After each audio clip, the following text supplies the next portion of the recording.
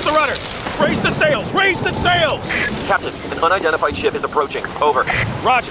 Wait, is that an Enterprise sales solution? Reach sales professionals, not professional sailors. With LinkedIn ads, you can target the right people by industry, job title, and more. Start converting your B2B audience today. Spend $250 on your first campaign and get a free $250 credit for the next one. Get started today at linkedin.com/campaign. Terms and conditions apply. This episode is brought to you by Redfin.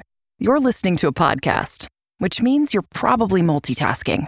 Maybe even scrolling home listings on Redfin, saving homes without expecting to get them. But Redfin isn't just built for endless browsing. It's built to help you find and own a home. With agents who close twice as many deals, when you find the one, you've got a real shot at getting it. Get started at redfin.com. Own the dream.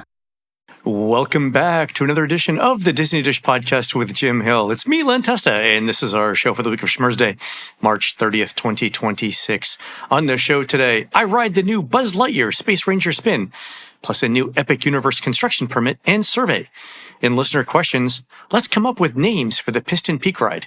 And then in our main segment, Jim continues the Disney park history of Bear in the Big Blue House. Let's get started by bringing in the man who says whoever first spelled subtle with a B really knew what they were doing. It's Mr. Jim Hill. Jim, how's it going? It's going well, Len. But what exactly did the letter B do to offend somebody? I mean, we not only have a silent B in subtle, but we've also got a silent B in bomb, climb, comb, debt, doubt, dumb, lamb, limb, numb, plumber, succumb, thumb, tomb, and womb.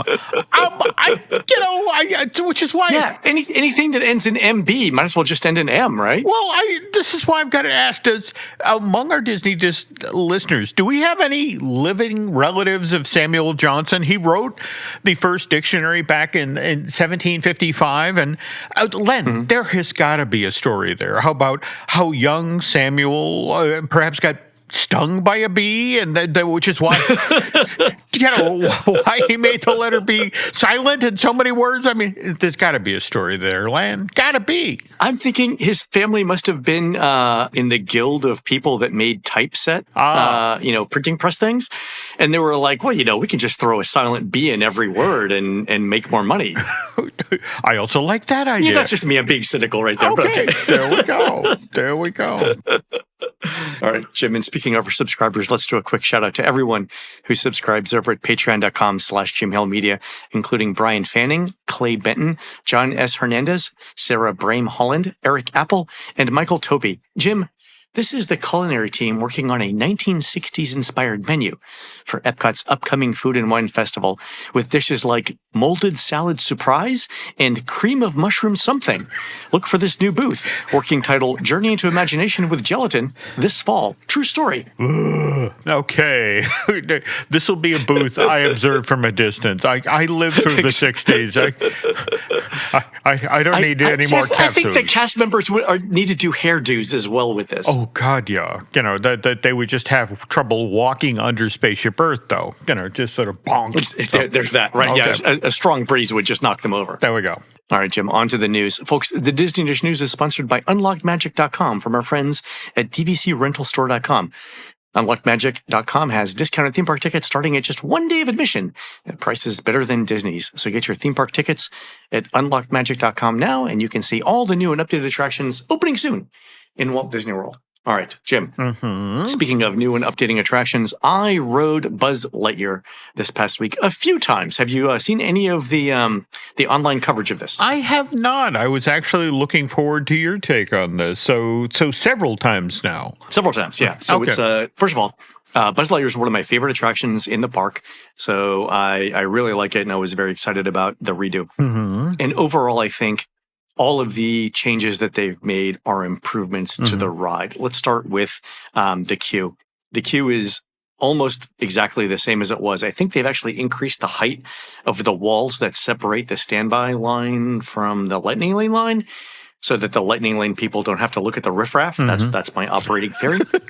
Okay. Also, when I was going through the standby line, the big Buzz Lightyear animatronic wasn't working, and in fact, it was behind a curtain, so didn't get a chance to see if that was changing as well. But other than that, the line layout and the configuration is pretty much identical.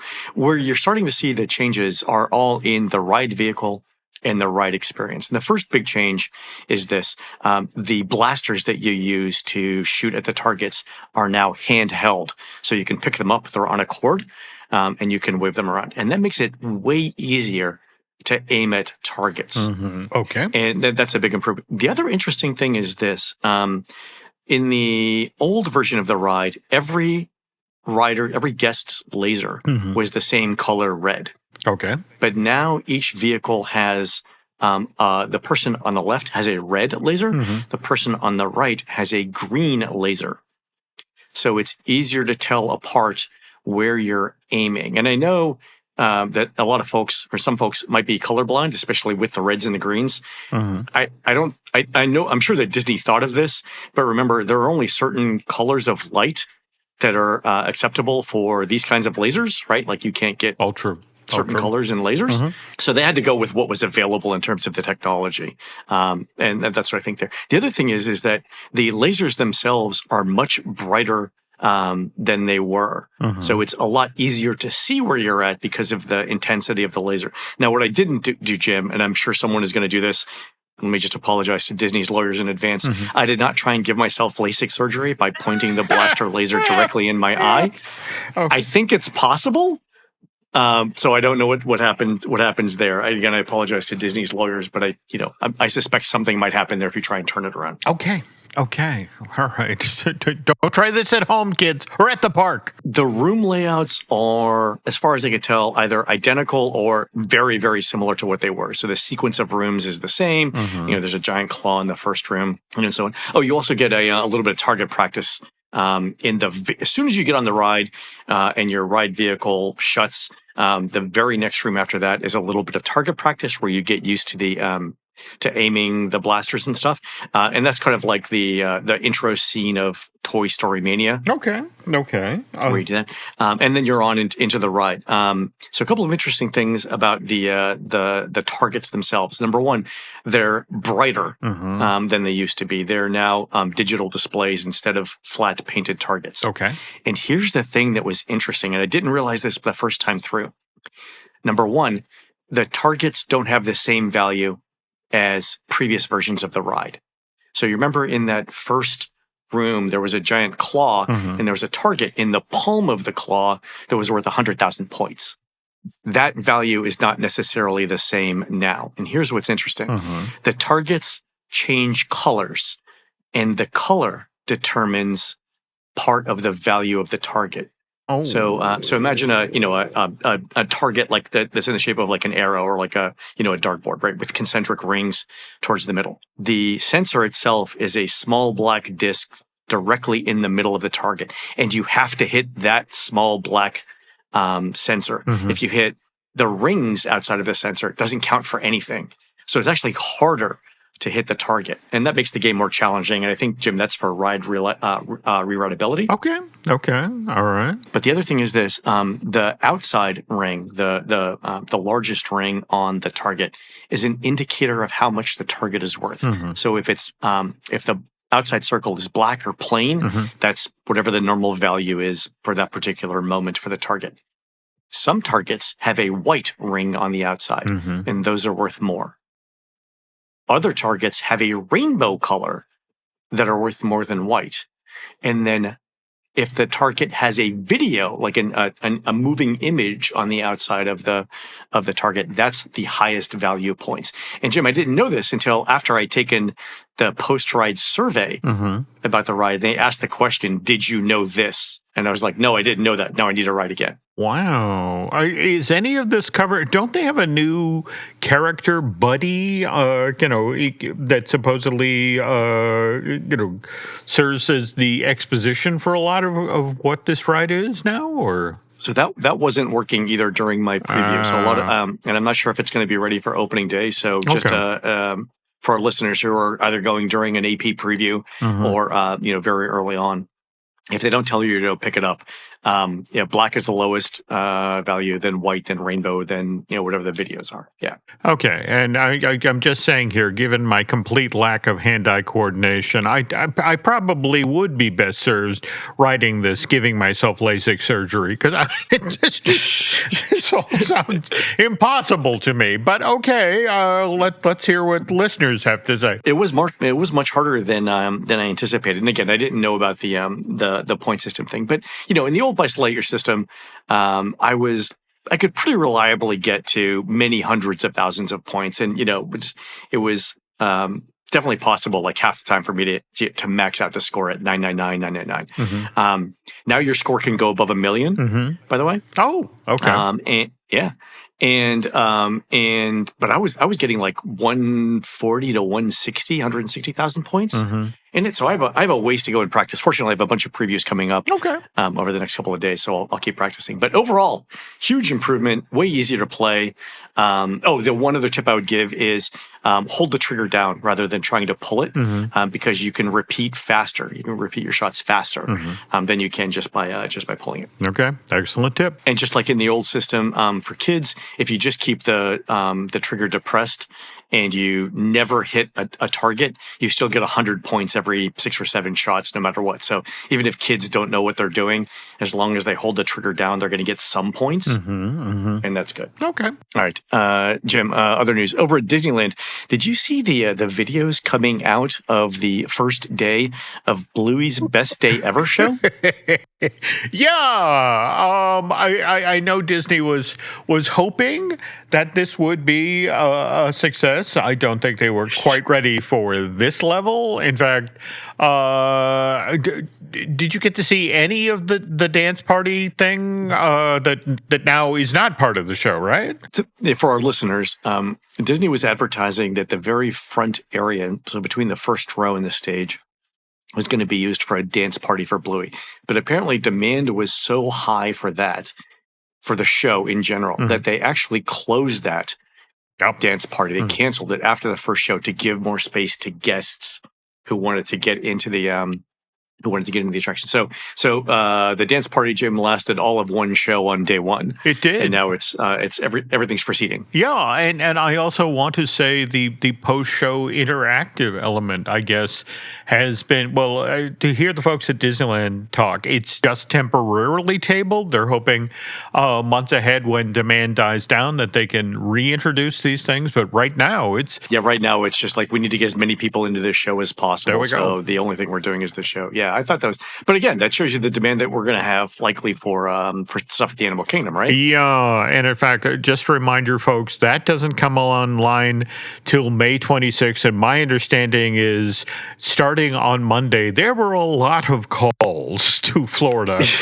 Yeah, I can imagine. To the effect, because that's the interesting thing about the Bluey's Wild Times. I forget what the name of the show for Florida is, but the notion is, first of all, you have to take the Wildlife Express over to Conservation Station, and suddenly there are concerns about how many parents with strollers and how much stroller parking do we in fact have, and this was largely designed as an interactive rather than interactive with a meet and greet element rather than a show, and it's like, okay, we now effectively have 2 months to learning from what's going on in California to change the show and the setup for Florida. But this was kind of a wake-up call, Len. The whole notion here is that Disney went into this figuring that, okay, Bluey is popular, but I don't think they had any idea that, this character was this popular with parents with preschoolers. Right. So I can imagine that the conversations that they're going to have over the next 8 weeks are along the lines of, not only like, how do we get people all the way back to Conservation Station using the Wildlife Express train, but once they're there, do we have enough, food and beverage there for the kids who are going to want snacks? Do we have enough restrooms, right? Like, what happens if we need to limit capacity? Yeah. At Conservation Station, do we shut down the train and make it only one way? Like, how are they going to to manage entry and exit. That's going to be super interesting. No, absolutely. And just this past weekend worth of video where, the line going all the way back into Fantasyland out in Anaheim. I mean, that's an operational challenge right there. Yeah. I mean, where are we going to put the line in Harambe so that it doesn't interfere with either Harambe Market or Kilimanjaro Safaris? There you go. All right, Jim, over at Universal, we've started to hear something about the Halloween Horror Nights 35 houses. Mm-hmm. The first one that Universal has announced is Jack and Oddfellow, Chaos and Control. Mm-hmm. So this is Jack the Clown, which I believe is a Universal Orlando original character from HHN 10.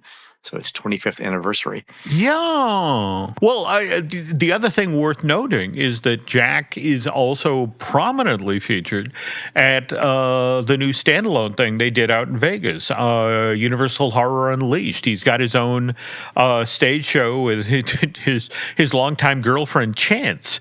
So, Jack's everywhere right now. Yeah, he's having a moment. That's good for him. Okay. And it's 25th anniversary. That's really good. The other interesting thing, and this just came out today, Jim, is that Universal has announced a new Scream Early ticket for HHN guests. So this is a special ticket that gets you into the park at 2 p.m. with the ability to see park attractions and select HHN houses starting at 2 p.m. And Universal is saying, we're going to give you a guaranteed minimum of 3 of the houses will be open, although the specific 3 on any given day is going to be at the discretion of Universal. So, Jim, this is like the equivalent of a theme park after 4 ticket, but it's after 2. And remember, the park closes at 5 typically, so that HHN can begin at 6:30. So you get 3 hours of access here for this after 2 ticket, and guaranteed admission to, or guaranteed access to 3 houses. What do you think about this? What do you think is going on here with Universal? Well,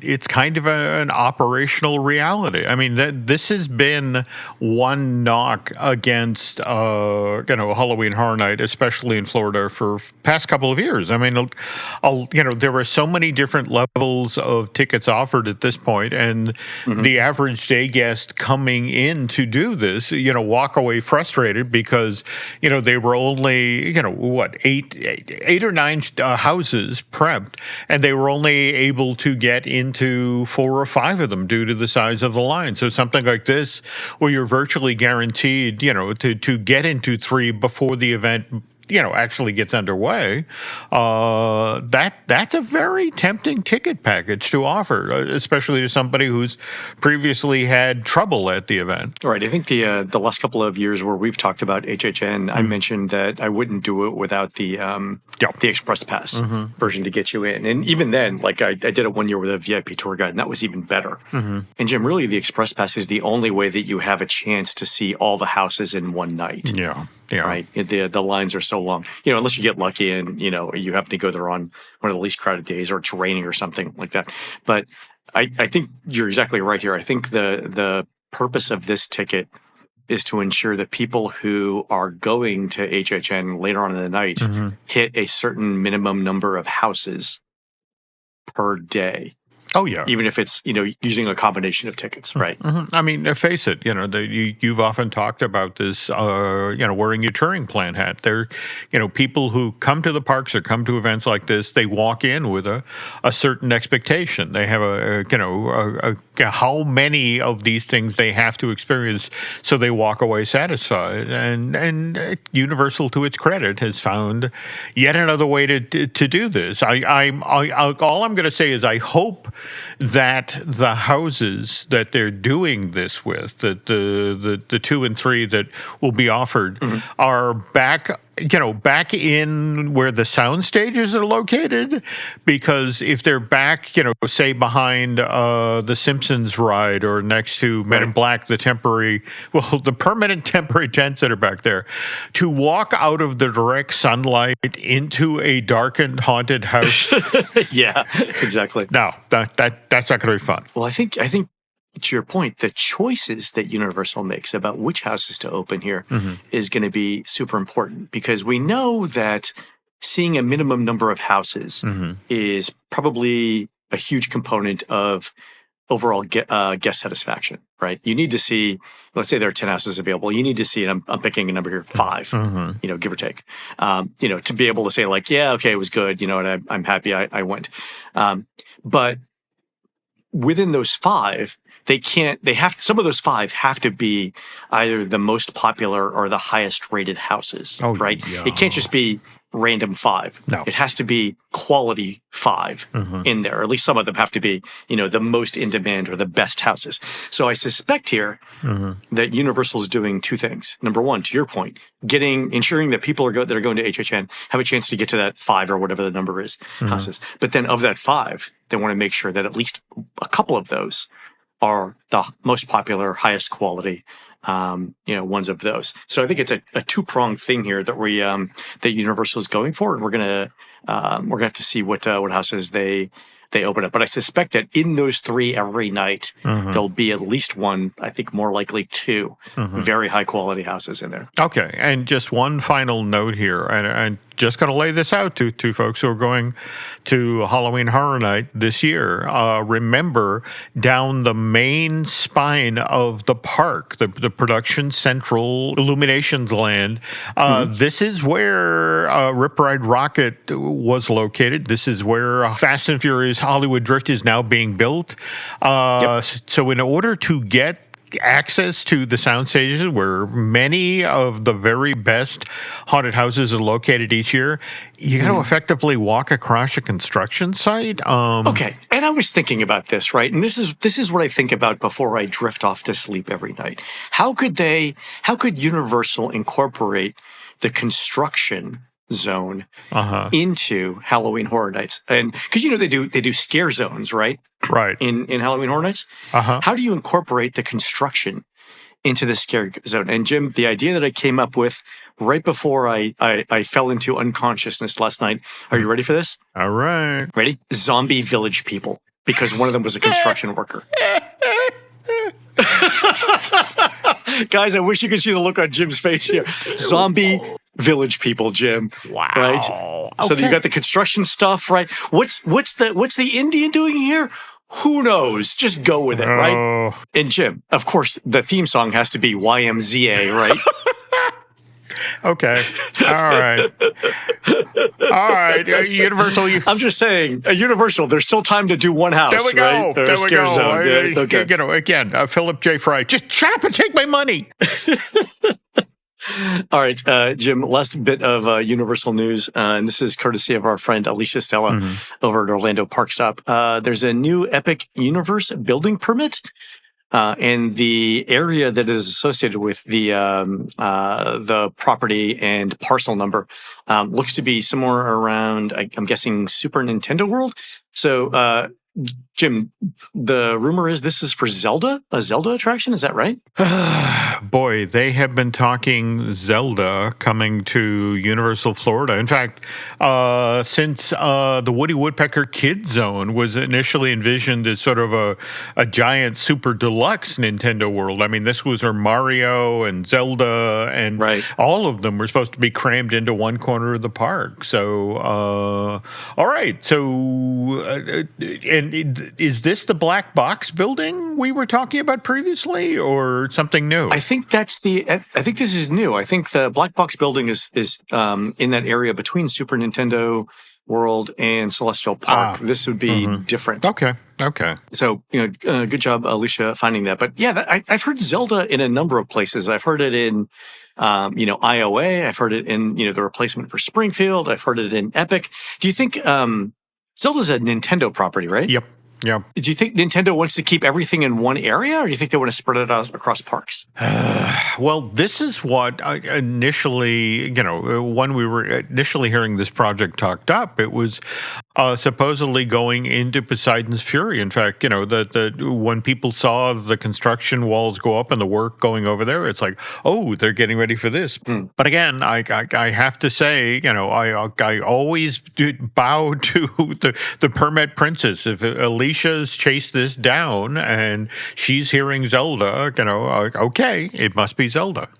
Interesting. Yeah, I suspect you're right, and Alicia is right as well. Okay. And Jim, speaking of Epic Universe, there's a new Universal Orlando Epic Universe survey that a bunch of y'all have sent in. So thanks to Joe, Andrew, Shannon, Shane, Mary, James, Katie, and many more who sent this in. We're going to go through it here because it talks about potential annual pass options for Epic Universe. So like all Universal Orlando surveys, it begins by saying the subject matter contained in the survey is highly confidential, and we all must agree that we're not going to save, store, copy, photograph, record, share, or distribute the contents of the survey in any way or by any means. So everyone be cool and keep quiet as we talk about this, all right? There we go. Okay. Just between you, me, and several thousand people. But please, Len, go on. You know what? It's like playing the national anthem before a sporting event. You get the formalities out of the way, and then you get on to the business of whatever it is you're doing. All right. So the first question is this: to what extent do you agree or disagree? So it's a 5-point Likert scale. To what extent do you agree or disagree with the following statements? I tend to alternate back and forth between a Disney AP and a Universal AP. I'm willing to pay more for a Universal AP if I feel I'm getting a lot of value in return. I'm someone who enjoys visiting theme parks for years to come. I'm unlikely to renew my Universal AP until Epic Universe is included. And that was the big one there. I tend to visit theme parks because someone else wants to go, i.e. not me. I tend to have a Disney and a Universal AP at the same time. The most important reason to have an AP is because it saves money in the long run. And I feel recognized and treated like a VIP when I use my Universal annual pass. And so that was interesting. The next question was, how many days have you visited Universal in the past 12 months? And have you visited Epic Universe since it opened in May 2025? If you have, that's what opens up the next set of questions. Okay. So the next one is this. What kind of tickets have you used to visit Epic Universe? Please select all that apply. And Jim, I note in the option that says a multi-day ticket with Epic valid multiple days, the word multiple is spelled wrong. And that's just proof, Jim, that we're all humans who can make mistakes, right? I've done this myself. Okay. I thought that was kind of funny. All right. Okay. Here's the meat of the survey. The team at Universal Orlando is currently exploring different ways Epic Universe could be included in the annual pass program. As part of this survey, we're going to share a few ideas to get your reaction. And every survey gets 3 choices. From all the surveys I've collected, I think there are at least 8, maybe 9 different options. We're going to go through them here. This is the beat of the survey. Okay. The first one is Epic Access Window Bundle Add-on Pick 5 Days. So annual pass holders have the option to purchase a multi-day Epic Universe ticket bundle that allows one person to visit Epic on 5 separate days of their choice during a specified 3-month access window. Visit date selections are not required at the time of purchase, but you've got to make reservations before you visit, and blackout dates apply. So the 2 interesting things there are got to make reservations and blackout dates apply. Okay. Also, there's the normal capacity limit. So not only are there blackouts, but you have to do it fairly early. The second one is Epic Access Window Bundle Add-on Unlimited Days. So you can go as many times as you want during a specific 3-month access window. And that's in the term there. So so the first one is 5 separate days in a 3-month access window. The next one is unlimited days in a 3-month access windows. The third option is 3 days in that 3-month window. So every 90 days, you can visit 3 times. So right there, the interesting thing here is not only are they grouping park visits by need a reservation versus don't need a reservation, but then the reservation window is only 90 days in advance or 90 days at a time. What do you think about that? So far we have 5 days over 3 months. We have 3 days over 3 months. We have unlimited over 3 months, but all of these involve reservations in advance over a 3-month window. Am I correct? Or that's correct, and there are potential for blackouts too, right? Okay. Well, again, recognizing at least with them still throttling capacity at the park, they still can't get as many people in as they want. All right, well, what else have we got for options? The next option is called Weekend Epic Access Upgrade. So it's an annual pass that includes Epic admission on weekend days, Saturdays and Sundays only. Again, you have to make reservations, but you don't have to make them at the time of purchase. Blackout dates apply and capacity limits. So weekends. And that's interesting to me because you would think weekends would be popular for locals. Weekend days are typically travel days for out-of-town guests, Saturdays and Sundays. So it would make sense that Epic would be less crowded on those days. I'd have to go back and look at the wait times to verify that that's true. But weekend access upgrade. Okay. That is definitely counterintuitive, but all right. What else you got? The next one is the one that we would all think of as an annual pass. So it's an annual pass with Epic Universe access. Annual pass holders have the option to gain access to Epic Universe by upgrading to, renewing as, or purchasing an annual pass with Universal. Date selections aren't required, but you have to make reservations. Capacity applies. So this would be basically the add-on that includes Epic Universe whenever you want as an annual pass holder. This, my guess would be, if they offered this, this is the most expensive of the options that we're talking about. Gotta be. Okay. But we still have 3 to get through. What are 4 actually? So 4. Okay. So 2 of them are basically together. But here's one. So we all think of an annual pass as lasting for 1 year because that's what the word annual means, right? What if you were to lock into a 2 or 4 year annual pass? So here's the option: Epic inclusive discounted 2-year pass and Epic inclusive discounted 4-year pass. So annual pass holders have the option to gain access to Epic Universe by upgrading to either a 2 or 4 year inclusive annual pass. These provide a lower per year price as compared to renewing annually and requires a 2 or 4 year commitment. You still have to make park reservations even with a 2 year or 4 year pass, blackout dates apply, et cetera, et cetera. So Jim, a 2 or a 4 year commitment. Basically, this is like Epic Universe's Congress, right? You're either getting a 2-year term or a 4-year term, right? True. And I know senators have 6-year terms. Don't write in. I get it, right? Okay, good.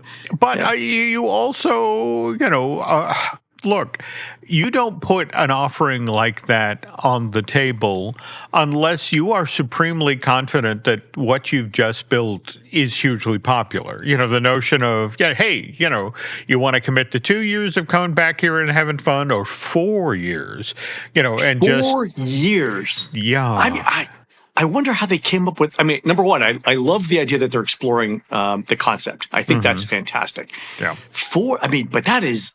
Wow. I looked at that and I was like, what's behind that? Are we just trying to lock in people for that long? I mean, if you think about that as a revenue stream, just the notion of people committing, and this paying all up front, or is this a monthly fee program? And any information on that, or it doesn't say, but I suspect it would be that have payment plans, just like they do now for annual passes. But Jim, it's the year of our Lord 2026 right now. Yeah, I'm just happened to be looking at a calendar and noting that in our past discussions on this very same podcast, we've said that the bulk of this first phase of Disney expansion stuff should be open by the year 2030, 2031. There you go. Do you think the 4-year thing is like, hey, we can lock in this revenue now before Disney starts opening this stuff? That's a very smart play, coupled with the fact that, again, we have a couple of expansion pads being eyeballed at Epic already. Between, the Creature from the Black Lagoon thing that's supposedly coming to Dark Universe, and, we've been hearing things about a broom experience for, the Ministry of Magic. There's a lot of stuff potentially coming to the table that Universal hasn't yet officially announced, but the themed entertainment community's been talking about. So I have no idea what you're talking about on either of those two things, Jim. That's amazing. There we go. Okay. What? What am I even doing on this show? There we go. Totally changing the subject here. Yeah, I'm going to just face it. That this is an arms race, folks. And yes, Disney has got its stuff that we know about, but Universal Universal is also prepping its own responses to what Disney has coming over the horizon. So, but yeah, locking in folks for 2 years or 4 years with an annual pass. But again, same thing, reservations, right? Yeah. So every concept here has the idea of reservations and blackout dates. Okay. The last two concepts that I want to talk about are variations of the first couple that we talked about. It's called Epic Annual Access Bundle Add-on. Pick 10 days and pick 5 days. The terms are slightly different than the other ones, where it was unlimited days, 3 days, and 5 days. This one was multi-day Epic Ticket Universe Bundle, one person to visit Epic 5 separate days during a 12-month access window instead of a 3-month access window. So if your annual pass that includes Epic would only get you 5 days, or it could get you 10, which is a little less than, one a month. I don't know. The 5 days in 12 months thing wouldn't work for me, because Epic is my favorite of the Universal parks, and I'd want to go there more often than anything. 10 might work for me, just because it's living in Celebration. It's a little harder for me to get to Universal than it is to Disney. But 10 days 10 days feels right. If they came up with like 12 or 18, that would be an automatic yes for me. 10 is like right on that line.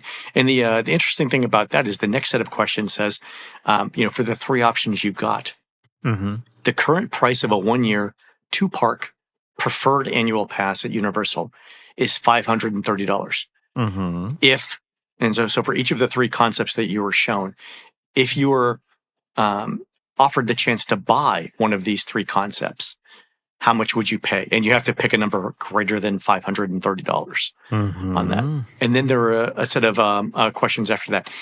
Basically, if this was the only way for you as a pass holder to visit Epic Universe, how likely would you be to buy or renew this annual pass? Wow. Okay. And what's our sense? This is strictly information gathering at this point? Is there anything, again, you've done enough of these surveys, you've seen enough of them over your time working in themed entertainment. Normally there's something that seems to be pushed to the front. Is there anything being pushed to the front this time around that, they're hoping that people respond to? Well, I think, they're looking ahead, obviously, a couple of years into the future and saying, if we get people to buy annual passes now and they get to experience Epic Universe, again, because, I'm limiting the number of visits that I have because every time I go, I have to buy another ticket, right? If I had an annual pass, I would go more often.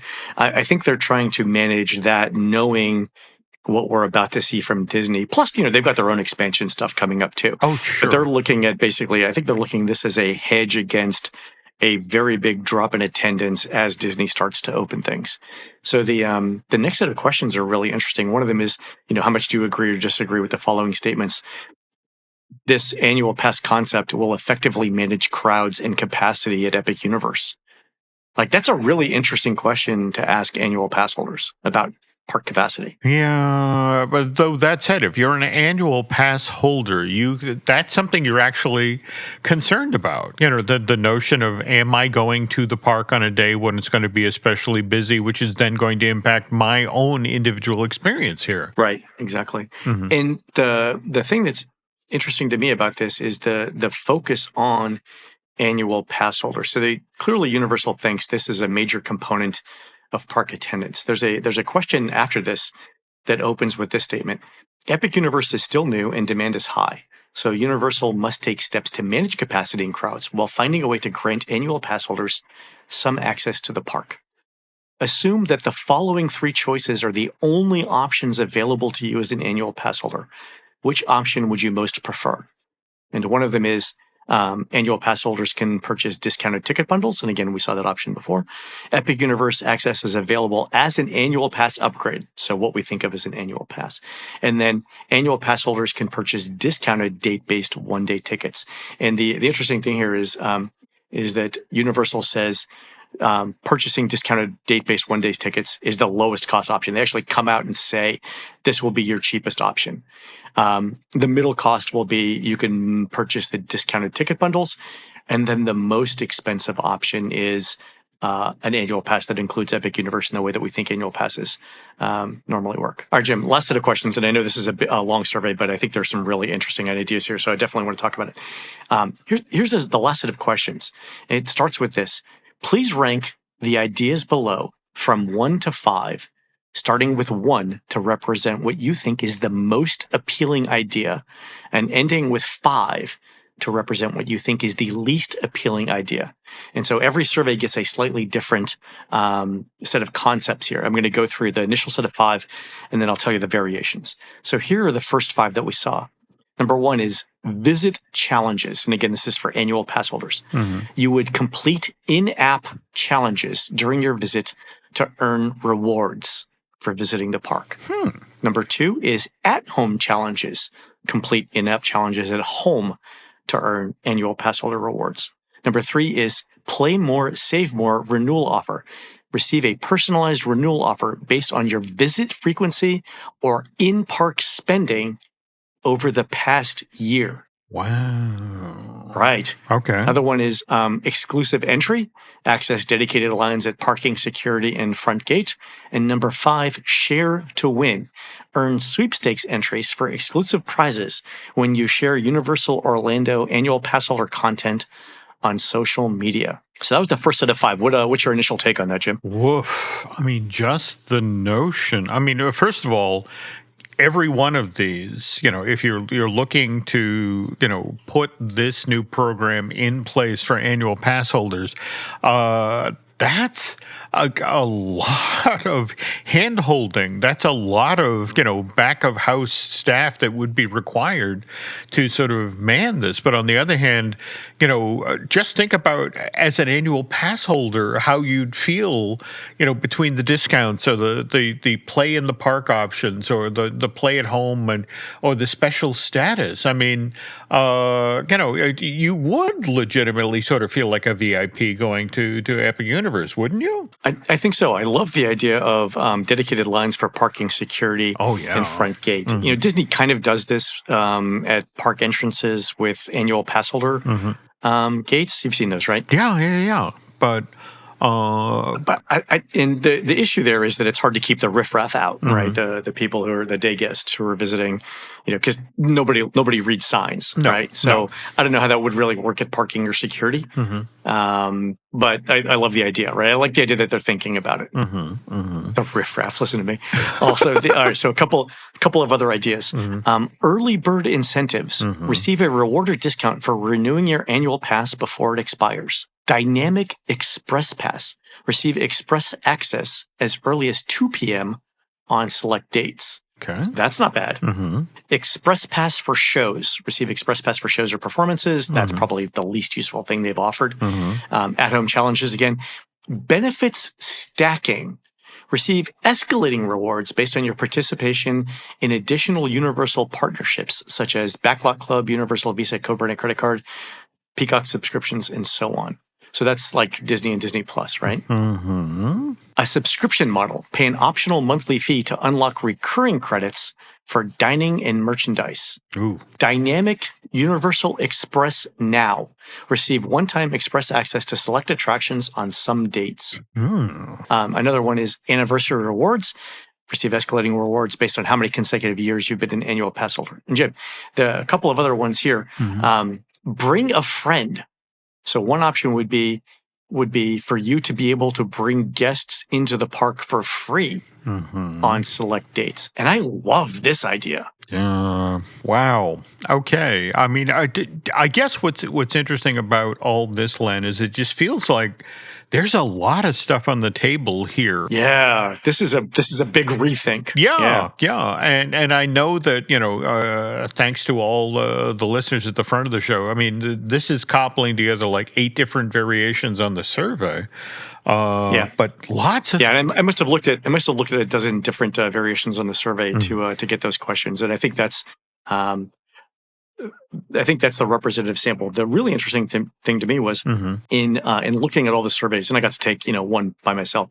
The order in which the choices were presented was randomized. So not only did you get different choices, but even if 2 people got the same set of 3 choices, the order in which they were presented was different as well. So that was It was good survey design. I really liked it a lot, and I'm super excited to hear what comes out of this. Oh, absolutely. I just, it is, just on the face of it, if even a few of these ideas get instituted, it's a significant change in how annual pass holders at Universal are handled, the way they're going to experience the parks. I mean, this could be cool. I think so. Jim, did we talk about on last week's show the rumor that Epic Universe's portals are going to become facial recognition so that they can close off Celestial Park? I had heard that, and again, when you look at the Celestial Park area. And, the size of the shops and the restaurants. And remember, we have a couple of restaurants that have yet to actually come online. Open, right, yeah. Yeah, I mean, that suddenly gets very interesting. Has there been any follow-up on that at all? Or? Well, I know one of the portals was down yesterday, and I forget which one. I think it was either Burke or Dark Universe. And I think that's what they were doing, putting in facial recognition for admission. So the idea is that at some point over the summer, once, or maybe along with Epic Universe getting its nighttime show, the idea would be the portals become admission only to get into the individual lands, but Celestial Park would open up to be like City Walk, where you could bring people in. They could walk around the restaurants. They could maybe ride, Constellation Carousel. I think that's the only thing that's in Celestial Park that wouldn't be gated. So, and then you would get to see the nighttime show. The idea would be you'd have additional capacity to take some of the demand away from City Walk. It's an interesting idea. Still a rumor at this point, but we'll see what happens. Okay. Just fascinated by that idea strictly from an operational level. I mean, I know how it's supposed to work, but how do you actually do that? Right. How do you get people back and forth there? That would be additional bus transportation. I mean, it's doable, right? Oh, yeah. And it is. The logistics of getting in and out of Epic Universe are really, really good. So Universal did a great job on that. But still, that's an additional challenge. All right. Last survey. It's only one question. I just want to mention it. We've been talking over the last couple of weeks about Disney Cruise Line surveys that are offering, they're asking the question around if we offered you 30% off of a booking, would you book today? And last week's show, we mentioned that they actually switched to an $800 number. And our speculation was that for some people, seeing a finite dollar amount is better than, or more attractive than seeing a percentage. And Jeff sent in a DCL survey with a variation of that $800 offer, and this one was $1,200. Wow. Okay. Yeah. Just looking for that magic number, folks. What's going to get you off the couch and over to the laptop and booking a cruise? So exactly. Wow. All right, Jim. Okay. We've got time for one listener question. I'm going to do this one from Ben, who says, "I'm only a few seconds into this week's show, but I'm sure if Disney hasn't got the name for the Piston Peak main attraction, they can do a lot worse than Piston Peak's Big Ride," which I think, Jim, you and I talked about last week. And so I responded to Ben saying that we should do a listener contest to name this ride. The rules are, right, 1, per Disney ride naming standards, your title needs at least 1 piece of punctuation, preferably 2 or more. And 2, it should include at least 2 search engine optimization terms for better web visibility. So something like Pixar's Cars, trademark, Piston Peak off-road car driving adventure in the Magic Kingdom at Disney World, TM. Right? Something like that. Send in your suggestions, folks. Len@touringplans.com. Wow, that just trips off the tongue right there. I mean, the t-shirts just make themselves. Okay. All right, folks, we're going to take a quick commercial break. When we come back, Jim continues the Disney park history of Bear in the Big Blue House. We'll be right back.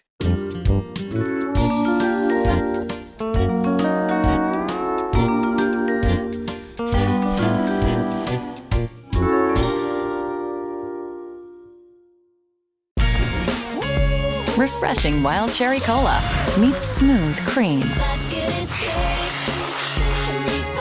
The treat you deserve.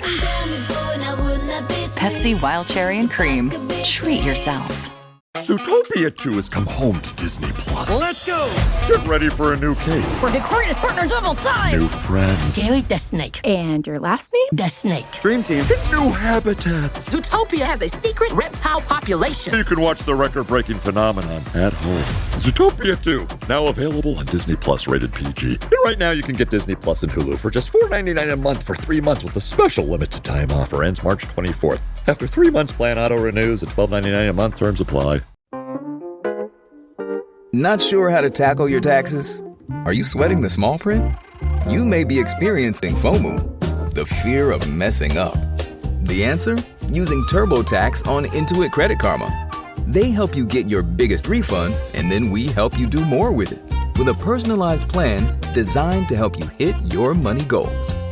It's time to take your taxes to the max. Start filing today in the Credit Karma app.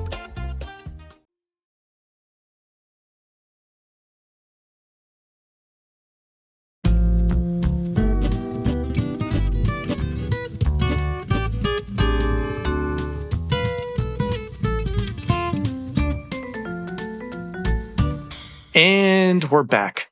All right, Jim. Yep. Last week we had started talking about Bluey and Bear in the Big Blue House. And by the way, I had an offline conversation after the show came out with somebody at Children's Television Workshop. Did you? Who, between the two of us, did not know who owned what in terms of Sesame Street, the Muppets, and all the other characters. So this was really interesting that we went back and forth like, but really, who owns this? Yeah. And yeah, it was very surprising. Anyway, shout out to CTW. Yeah, no, I mean, it's just that now these days, Sesame Workshop, because that's the interesting thing. Right. When they finally did buy the Sesame Street Muppets, I want to say in the exact same window of time, they changed from Children's Television Workshop to Sesame Workshop, but we'll get to that later on in today's show. But speaking of which, did want to talk a little bit about Bluey, because obviously this has been a big topic in today's show. Right. Okay, so Bluey, originally created by Joe Brumm, who was an Australian animator, director, and writer. And the interesting thing is he was working in the UK on preschool TV shows over there like Charlie and Lola, Ben and Holly's Little Kingdom, and Tinga Tinga Tales. And in the late 2000s, early 2010s, he felt, it's like Australia should have its own Peppa Pig.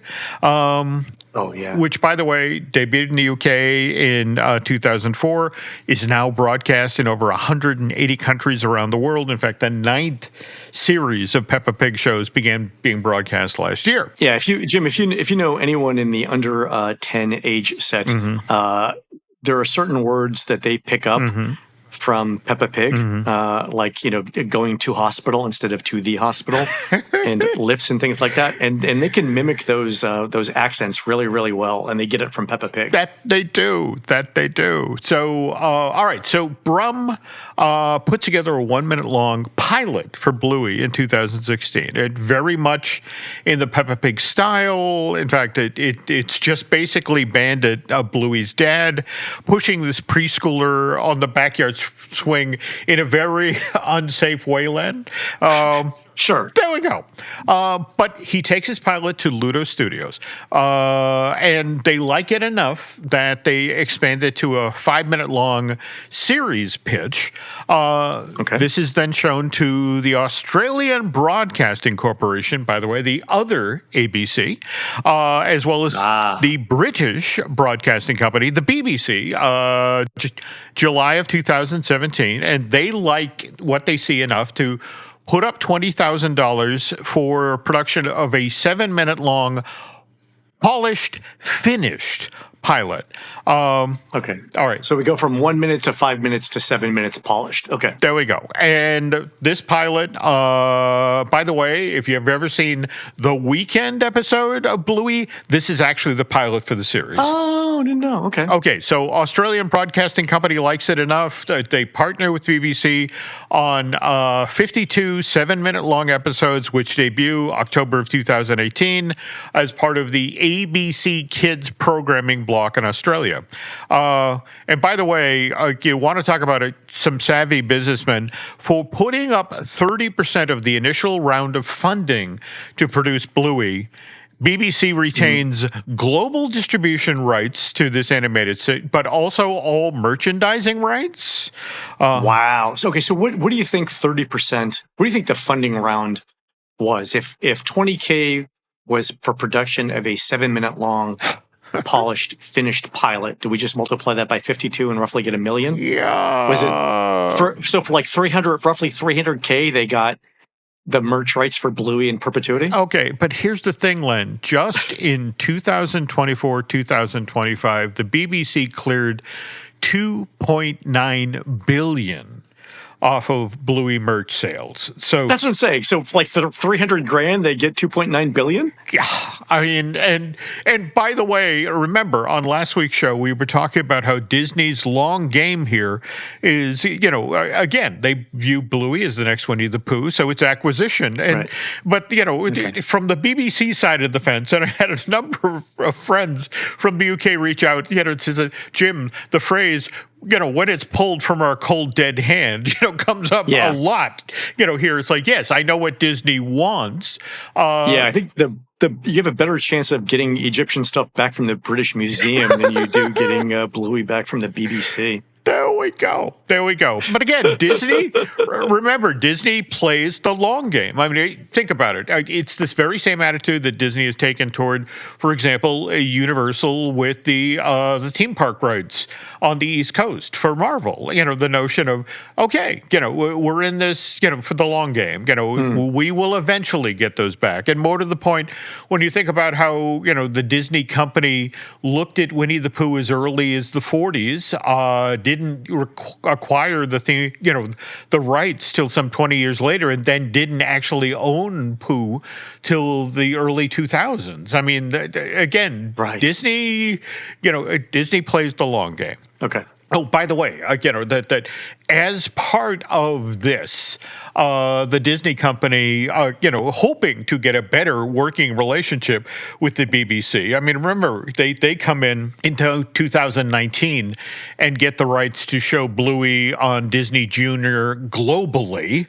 But at the same time, with the hope of, let's get something going with the BBC. So they remember that deal to make Doctor Who's that they announced in 2022. Disney was involved there, funding No, I don't remember.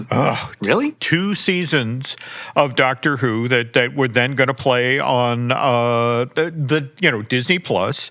Sadly, they walked away from that deal last year after spending $220 million. It was over $1 million an episode of Doctor Who. But by the way, not the first time that Doctor Who and came up in conversations with Disney. It's worth noting that prior to Monsters, Inc. Laugh Floor going into the Magic Kingdom, one of the ideas that was explored during the years where David Tennant and Matt Smith played the Doctor was the notion of replacing the Timekeeper with a Doctor Who themed show. And in fact, if you know that gag in the queue where you step through the door and then find yourself in Monstropolis in the pre-show, that was actually designed for Doctor Who, that you were supposed to come into the queue and see the that blue police box that the Doctor uses. Oh yeah, it's bigger on the inside. There we go. Yeah, okay, that's a great gag actually. So in fact, the thinking was that you enter the police box and in that part of the queue, you're now in the TARDIS, and you eventually make your way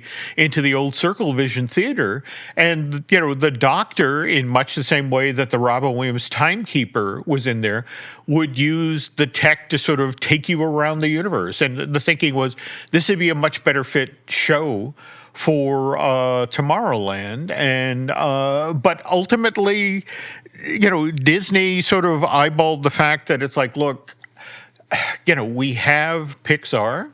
And we have these hit films from Pixar, the Toy Story and Monsters, Inc. And it's like, why spend money on somebody else's IP when, to be honest, we own this? And so that's how we got Laser Blast and Astro Blaster in Paris and in Tokyo, and how we got Monsters, Inc. Laugh Floor in Florida, which, By the way, again, that theater or that movie originally goes into theaters November of 2001.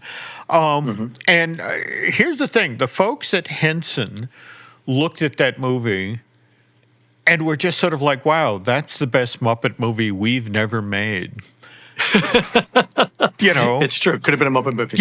And what's also worth noting here is that, do you remember Waldo, the Spirit of 3D from Muppet Vision 3D? Oh, yeah. I talk to my therapist about it once a month. Well, there we go.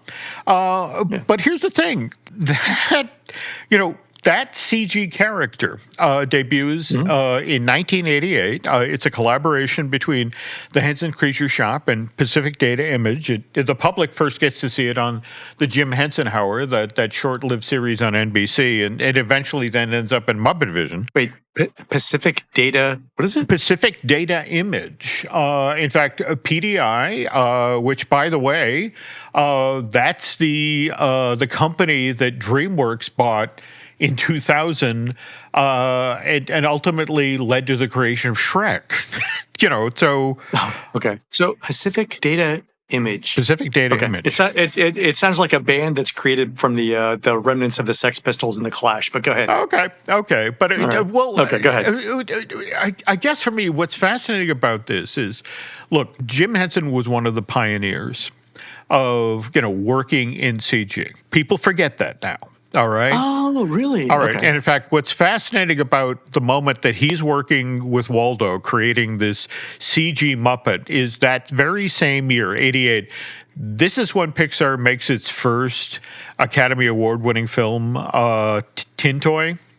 And Tin Toy was great. Yeah. But here's the thing. If Jim Henson hadn't died in May of 1990, and Disney had this guy in-house working on CG. I mean, Disney doesn't even make the deal with Pixar to make the original Toy Story till May of 1991. Oh, so you think they wouldn't have even looked at Pixar if Jim Henson had lived? Yeah, and more to the point, if Jim Henson had stayed in business with Pacific Data Image in regard to doing CG, would DreamWorks have even made Shrek? I mean, there's so many implications of what might have happened.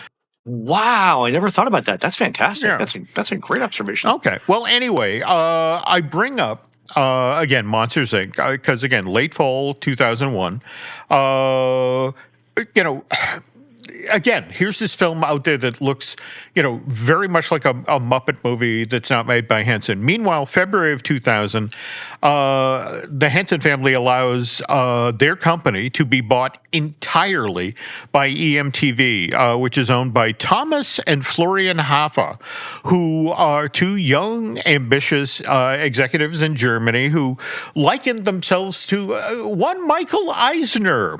And so they spend $680 million on Henson, largely a stock swap.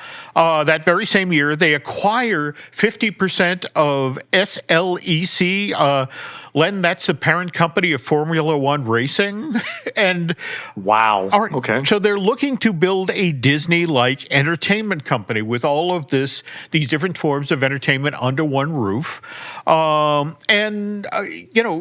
all going great until, as you mentioned on last week's show, the dot-com bubble bursts. Right. And by February of 2001, EMTV, which had at one point a valuation of $17 billion, the stock price has gone, Len, from $115 a share to $5 a share. And it damn near destroys Henson. And we'll get to what happened there in a second. But first, this.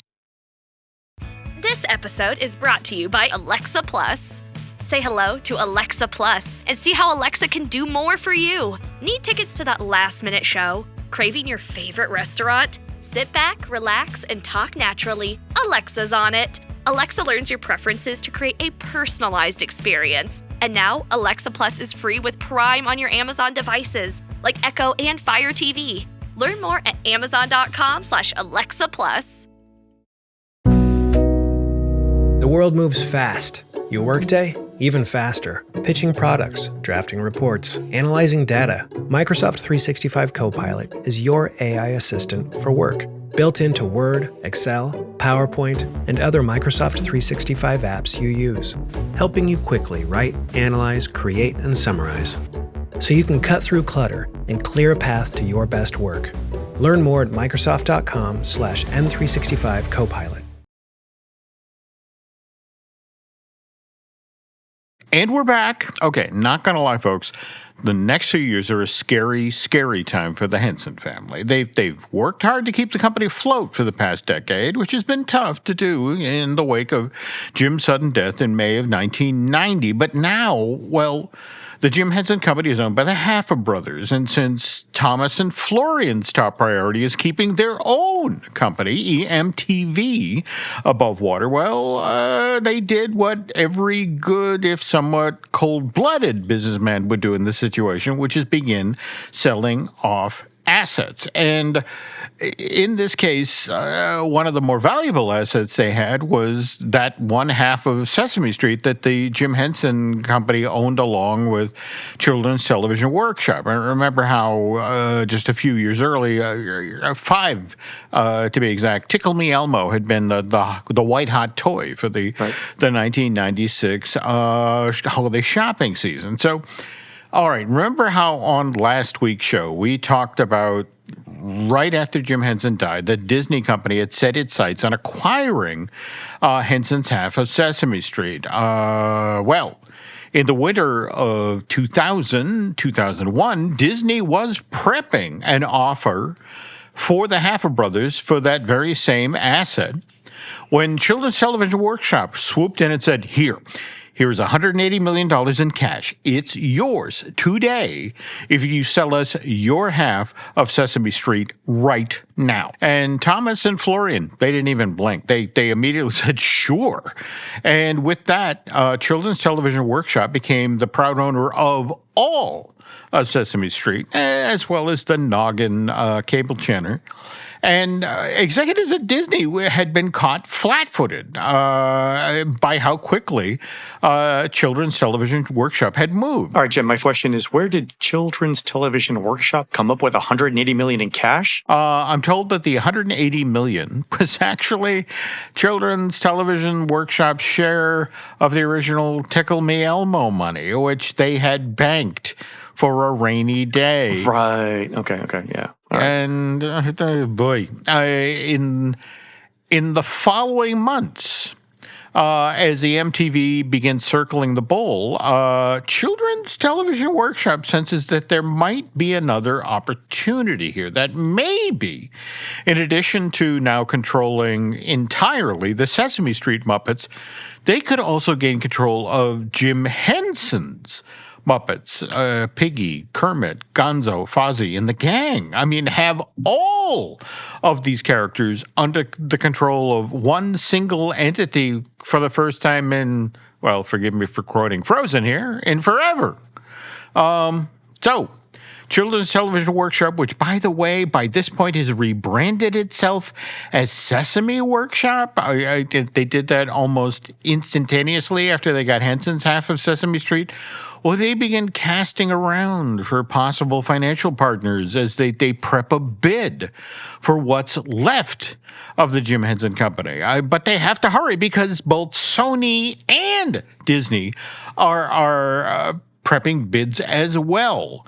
And kind of interesting about this is the dark horse in this situation is the Henson family, who are, if we're being completely honest here, embarrassed that they have let this happen to Jim's company and are now desperate to regain control of that entity. So they go to the Haffas and essentially say, look, we know that you can get more money from Sony or Disney or Sesame Workshop, but we need you to do the decent thing here, which is to sell the Jim Henson Company back to us, the Henson family, so that this whole embarrassing episode can be brought to a somewhat dignified end.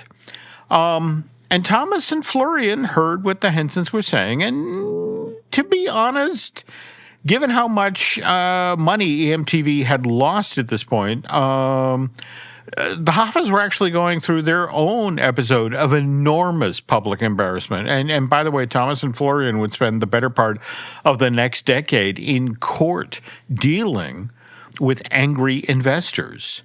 But that said, the Florians gave the Hensons a sweetheart deal. They sold them, the Henson Company, they sold it back to the family for $89 million in May of 2003, which is basically an eighth of what Thomas and Florian had paid for the Muppets some 4 years earlier. And the deal was for $175 million in cash, most of it reportedly came from Heather Henson, who, let's remember, when this acquisition deal was originally proposed back in 2000 as a straight stock swap, it was Heather who balked. She was the one who insisted that her portion of the Henson acquisition be paid up front in cash. Right. And then, the Henson family then allowed the Hoffas to keep the $11 million in cash that EMTV had in hand at the time. But here's the thing. Paying out that $75 million effectively wiped out the Henson family. They now had back control of the Muppets, but with the loss of that annual revenue that the Henson Company used to get from the sales of Sesame Street-related merch, there was now no money coming in that could then be used to fund production of new Muppet-related stuff. And, Len, there's just a lot of bad choices on the table right now, among them selling Bear in the Big Blue House to Disney so that the Hensons at least have some money to make a new Muppet stuff. But that only works if the new series is a hit.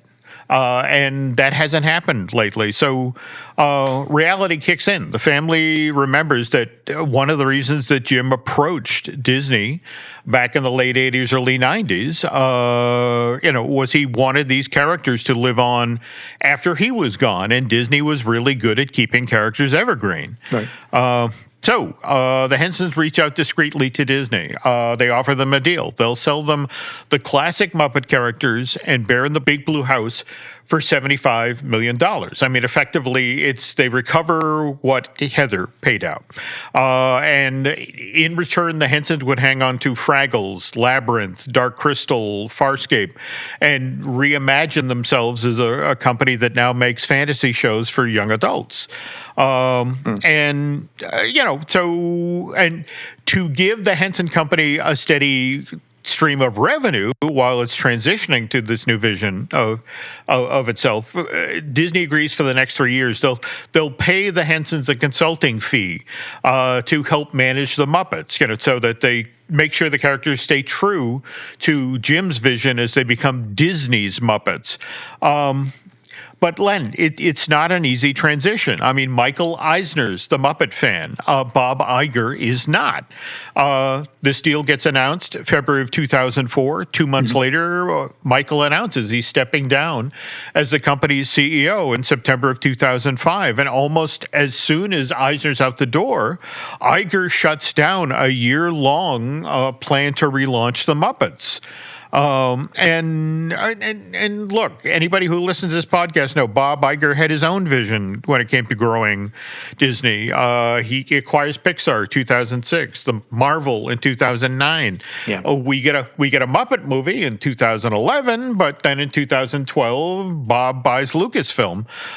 There's then a sequel to that Muppet movie, Muppet Most Wanted in 2014, but now Disney acquires big chunks of Fox, and, we see intermittent Muppet stuff. We get that Muppet Haunted Mansion special, that Dr. Teeth limited series, and which was excellent.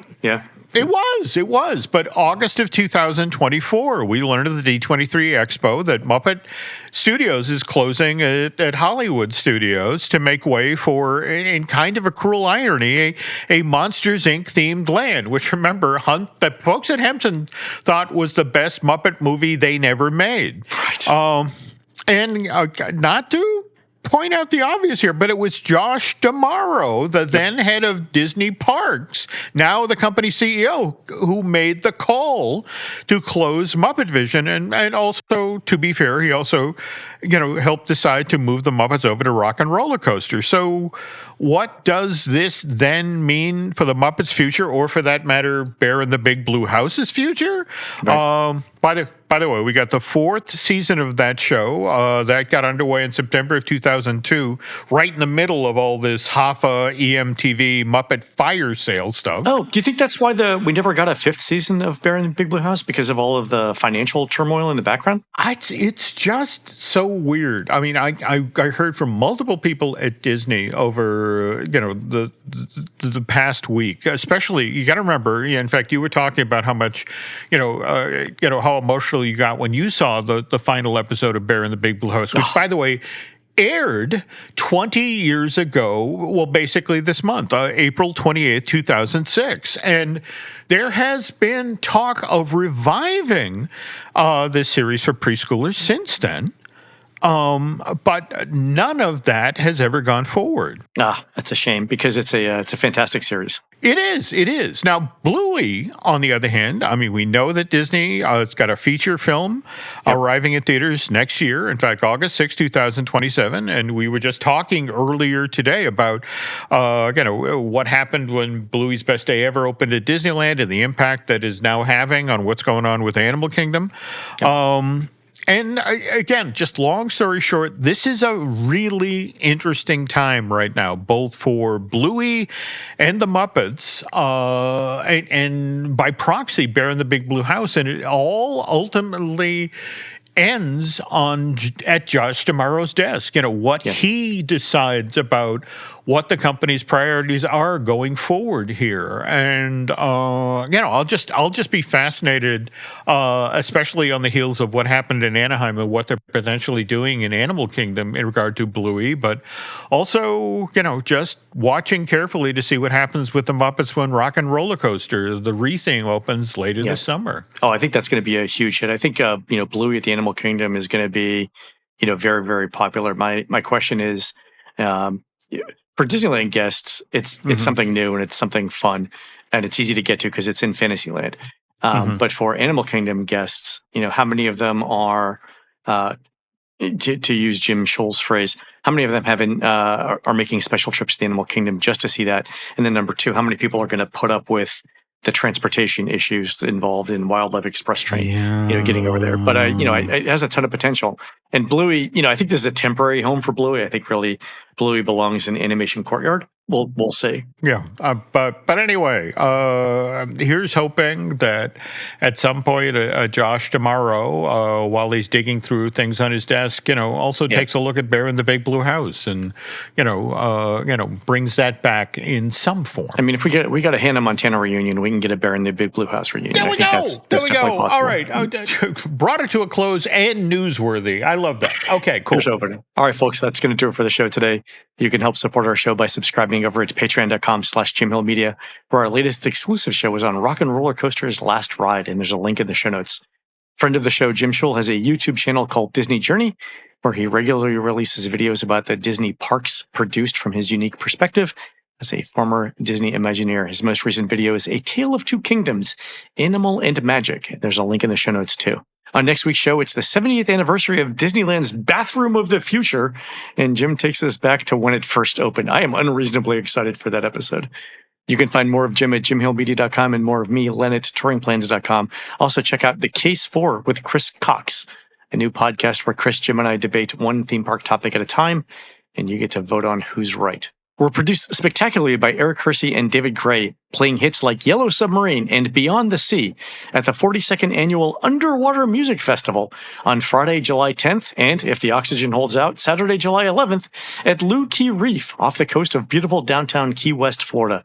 While Eric and David are doing that, please go onto iTunes and rate our show and tell us what you'd like to hear next. For Jim, this is Len. We will see you on the next show.